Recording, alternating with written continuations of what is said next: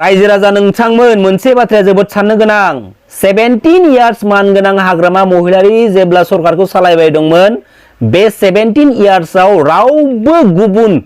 Political पार्टीफोरा BTC आव गोहोम खोख्लैनो हायाखै नाथाय 2020 बिटिआर एकर्डनि उनावहाय गुबुन हारिनि पलिटिकल पार्टीया बीटीसी आव गोहोम खोख्लैनो हादों आरो चान्स होदों जोंनि हारिनिनो बै सानैसो पलिटिकल लिडारफोरा जेरावनोखि बीजेपी बायदि मोनसे पलिटिकल पार्टीया बीटीसी आव फर्स्ट टाइम 9टा सीटखौ देरहानो हादोंमोन साननानै नाय रायजो राजा नोंथांमोन जोंनि बीटीसी नि पलिटिक्स थासारिया बबे लामाजों खारगासिनो दङ आरो बे लामाखौ खारहोदों जोंनिनो हारिनिनो बै सानैसो पलिटिकल लिडारफोरा खुलुमबाय रायजोफोर दिनै ससियेल मिडियानि गेजेरजों जोंनि बीटीसी नि जाबायदि पलिटिक्स सोरबा सोरनिबा पार्सनेल लाइफखौ लानानै पलिटिकल फिल्डआव पलिटिकल इशू खालामनानै डिबेट खालामलायबाय थानायखौ जोङो बांसिननिफ्राय बांसिन जाबाय थानायखौ जोङो नुनो मोनगासिनो दङ। बीपीएफनि बाथ्रा रायलायजाला बीपीएफनि बस हाग्रामा महिलारिया नारि केलेंकारियाव फासिबाय गतिके दिनै बीपीएफनि बाथ्राबाथाय जोबोद माने लाजिनाय मोनो सासे संग्रामि नेताखौ हिन्जावनि केलेंकारियाव बिदि इनभल्भ जानो थाखाय समाया मालाबाबो आरो जोंनि जेनेरेशना मा सोलोंगोन बुहुमाव जेसेबां बर' दङ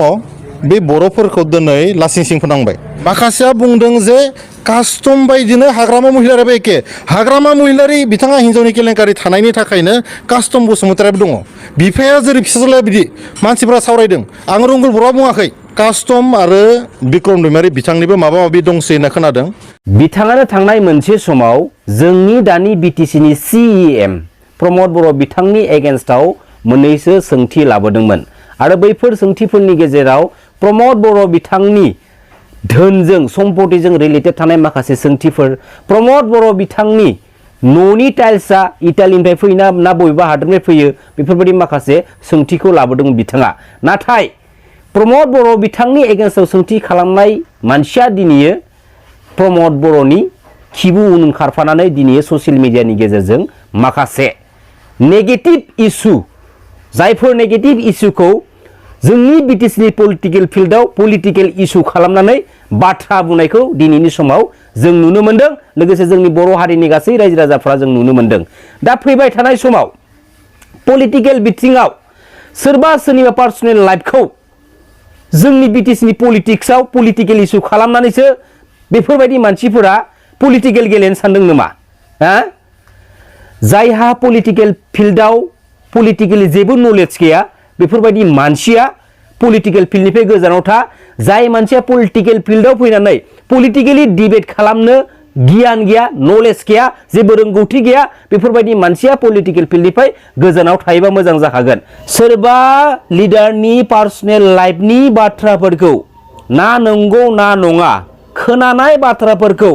पलिटिकल फिल्डआव पलिटिकल इशू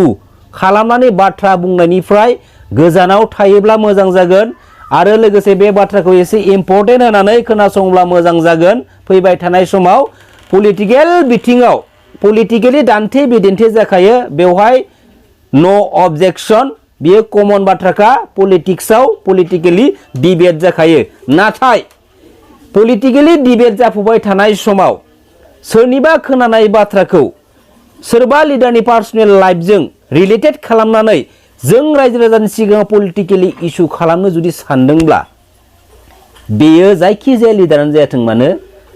बी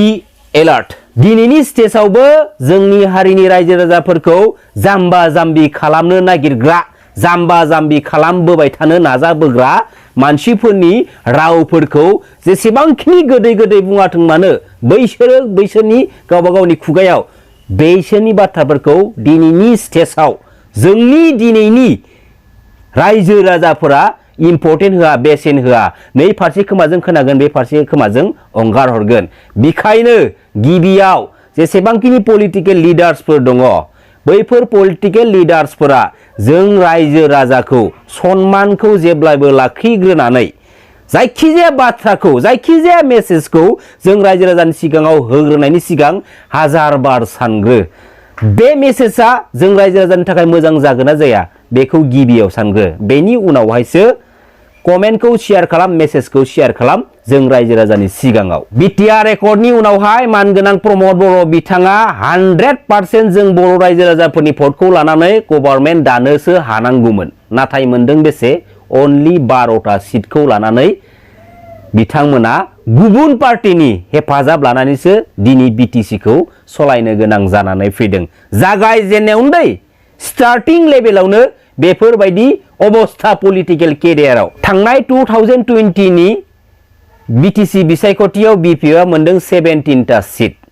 बैफोर माखासे सिस्टेम बायदि बिपिएफआनो गभर्नमेन्टखौ दानो मोननांगौमोन बा हानांगौमोन नाथाय बेबो जाफुंदिया बेवहायबो गोबां बाथ्रा दं रायजो राजा नोंथांमोन दिनै पलिटिकेलि बिपिएफ आरो इउपिपिएल खौसे जानानै बिटिसिखौ सालायनायनि माखासे बाथ्रा आरो बे पलिटिकेल बिथिंनि गेजेराव पलिटिकेलि खौसे जानायनिसो बाथ्रा नाथाय बे पलिटिकेलि खौसे जानायनि बाथ्रानि गेजेर गेजेर जों गासै बर' हारिनि रायजो राजाफोरखौसो सरजाबफानानै गासै बर' हारिया खौसे जानांगौनो मा बाथ्रा बेलाय दिनैनि स्टेजाव बा फैबाय थानाय स्टेजाव बुहुमाव बर' हारिया जेसेबां समसिमहालागै थांनानै थागोन बे समसिमहालागै जोंनि बर' हारिनि जेसेबांखिनि बर' फिसाफोर दं जेब्लायबो खौसेयानोखा दिनैनि स्टेजाव बिपिएफ आरो इउपिपिएल पलिटिकेल खौसे जानायनि बाथ्रा नाथाय थांनाय 2020 आव जेरावनोखि बिपिएफआ 17टा सिट मोनदों आरो इउपिपिएलआ मोनदों 12टा सिट बै थांनाय समाव बिपिएफ आरो इउपिपिएल ज' जानानै सावरायलायनानै बिटिसिखौ सालायनाय बाथ्राखौ मानो सानदिया मानो गुबुन पलिटिकेल पार्टीजों थाफानानै मानो गुबुन पलिटिकेल पार्टीखौ लाफानानै बिटिसिखौ सालायबोखो बेबो मोनसे साननो गोनां बाथ्रा रायजो राजा नोंथांमोन नाथाय दिनैनि स्टेजावसो मानि थाखाय आरो माबोरै पलिटिकेलि खौसेनि बाथ्राया बेरखांखो जोंबो लुबैयो गासै बर' फिसाफोरा लुबैयो जे पलिटिकेलि जोंनि बिटिसिआव ओनसोलारि हानजा स्पेशली मेजरलि बिपिएफ आरो इउपिपिएल ज' जानानै बिटिसिखौ सालायबाथ' मोजां नाथाय बे सालायहोनो बिथोन होनाय बेनि आन्दोआवबो दिनैनि स्टेजाव बेसेबांबा गेदेर पलिटिकेल इस्यु दं आरो बियो रोखा फोरमान मोनबाय रायजो राजा नोंथांमोन बुंदों गोबां सानैसो लिडारफोरा बुंदों नाथाय बैफोर लिडारफोरनि बुंनायनि आन्दोआव मालाय गावबा गावनि पकेटनि बेनिफिटसो दं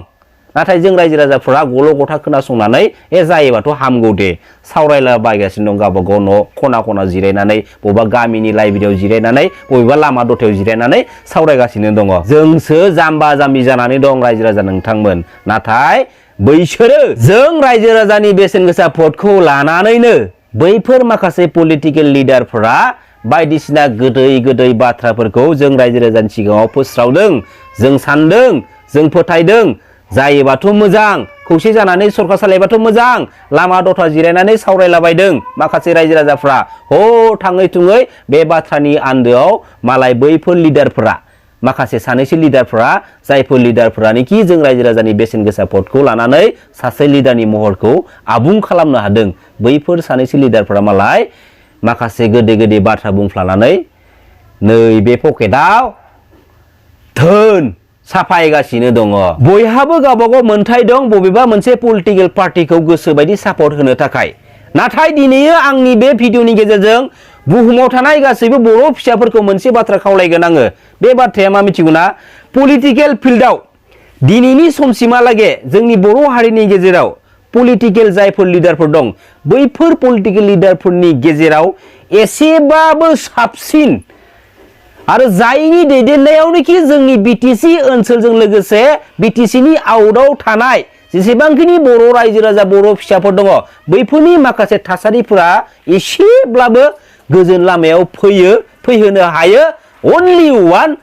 मानगोनां हाग्रामा महिलारि सारनि सरकार दैदेननाय थायोब्लासो खुलुमबाय जै बर' हारिनि जै बर' बिमानि